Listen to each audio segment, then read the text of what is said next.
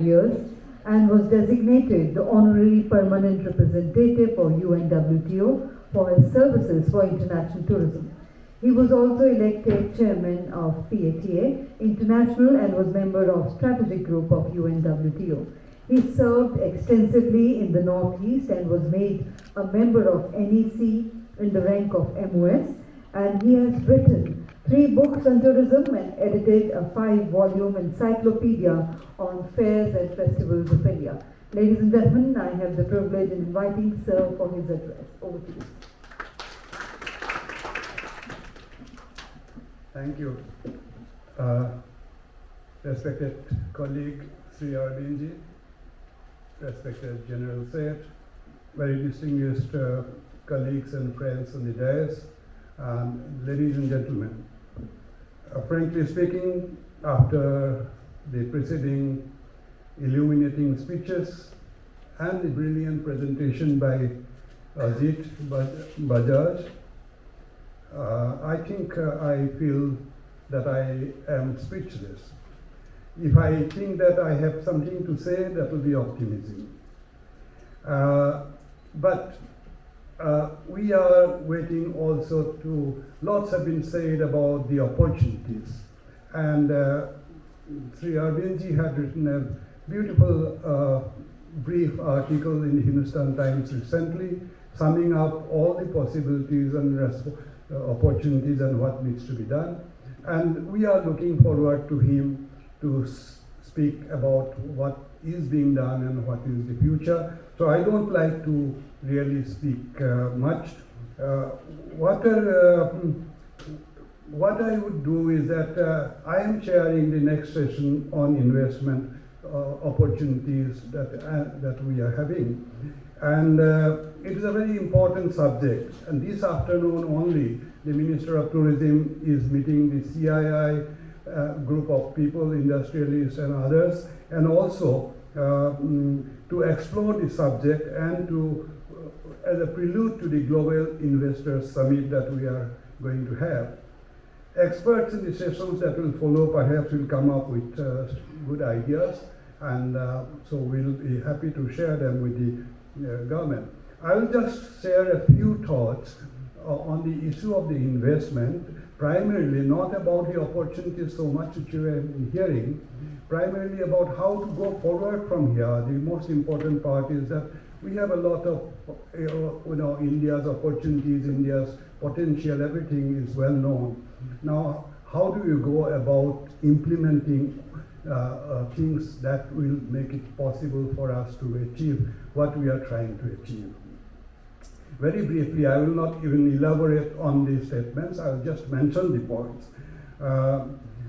And first, I think is that so far as investment is concerned, we have to identify what are the broad areas where we need investment, and then go into micro segments and prepare perhaps project and program ideas. For example, we'll need accommodation, we'll need investment in cruises perhaps, we'll need investment in MICE opportunities, civil aviation has been mentioned, adventure and leisure activities, things like Disney World and all. The ideas have to be translated into the projects, and how we first identify where are those investment opportunities. Secondly, we need to have a comprehensive look at the ease of doing business and the incentives that are available. Jutji had mentioned some of the incentives government have provided, but $1 trillion tourism economy that we are expecting, and 100 million tourists to come to India. For example, I am giving an illustration. For example, will require tremendous expansion of accommodation, otherwise our objectives will be falling by the wayside.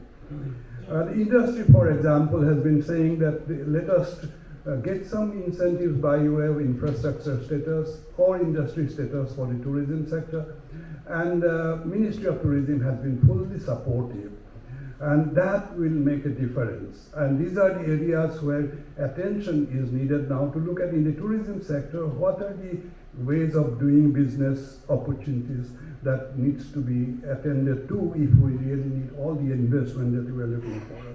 But that takes me to the next point, that while Ministry of Tourism has been supportive, has ideas, plans, and the policies, most of the things that will make investment possible are outside the Ministry of Tourism.